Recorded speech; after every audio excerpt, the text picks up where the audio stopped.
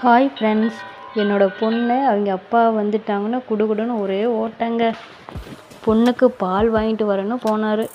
கூடவே ஒரு பார்சலோடையே வந்துட்டார். அந்த பார்சல் பார்த்தது என் பொண்ணுக்கு ஒரே ஹாப்பி. என்னோடய ஹஸ்பண்ட் எந்த பார்சல் வாங்கிட்டு வந்தாலும் அதில் இட்லி, தோசை, வடை, பொங்கல் தாங்க இருக்கும். ஸோ அப்படி தான் இருக்கும்னு நினச்சிட்டு இருந்தோம்.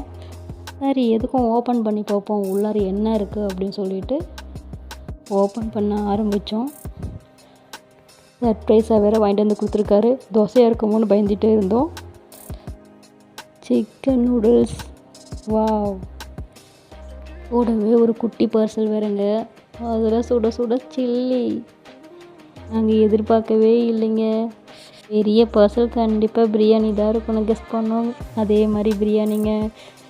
இது நாங்கள் நிஜமாலுமே எதிர்பார்க்கவே இல்லை.